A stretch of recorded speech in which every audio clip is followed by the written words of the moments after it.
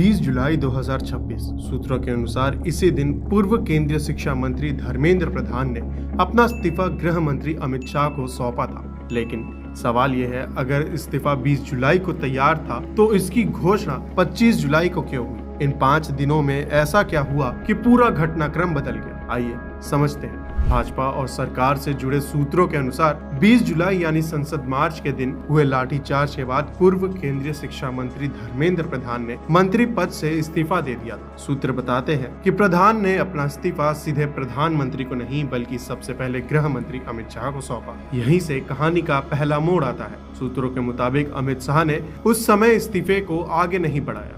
Party के भीतर ये माना गया कि धर्मेंद्र प्रधान संघ की पृष्ठभूमि से आने वाले प्रमुख नेताओं में हैं। ऐसे में अगर उसी वक्त उनका इस्तीफा स्वीकार कर लिया जाता तो उनकी राजनीतिक संदेश सिर्फ सरकार तक सीमित नहीं रहती बल्कि संघ की छवि पर भी सवाल उठ सकते थे। यही वजह बताई जाती है कि इस्तीफे को तत्काल प्रधानमंत्री तक नहीं भेजा गया, लेकिन अगले कुछ दिनों में हालात तेजी से बदलने लगे। संसद मार्च के दौरान हुए लाठीचार्ज ने राजनीतिक माहौल को और गर्म कर दिया। छात्र आंदोलन थमने की बजाय लगातार सुर्खियों में बना रहा। विपक्ष सरकार पर हमलावर था, जबकि सोशल मीडिया पर भी ये मुद्दा लगातार चर्चा का विषय बना हुआ था। सूत्रों के अनुसार बदलते घटनाक्रम को देखते हुए प्रधानमंत्री नरेंद्र मोदी ने खुद पूरे मामले की कमान अपने हाथों में ली। युवाओं तक सीधे अपनी बातचीत पहुंचाने के लिए उन्होंने सेल्फी मोड में वीडियो संदेश जारी किए और संवाद की पहल शुरू की।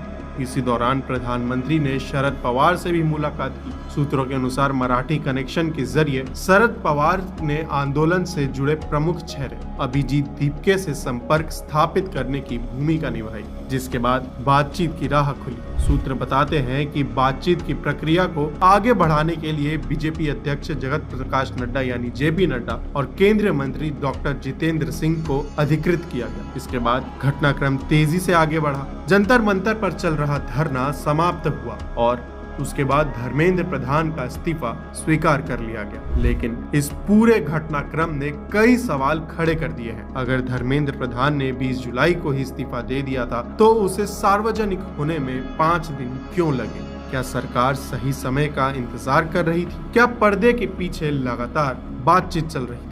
या फिर बदलते राजनीतिक हालात के बीच हर कदम सोच समझ कर उठाया गया? इन सवालों के जवाब आने वाले दिनों में शायद और साफ हो। फिलहाल इतना तय है कि 20 जुलाई से 25 जुलाई के बीच ये 5 दिन सिर्फ एक मंत्री के इस्तीफे की कहानी नहीं थी, बल्कि सत्ता, राजनीति और संवाद तीनों एक ही अहम राजनीतिक पटकथा थी। अब इस पूरे घटनाक्रम को आप किस नजरिए से देखते हैं? कमेंट में अपनी राय जरूर बताएं।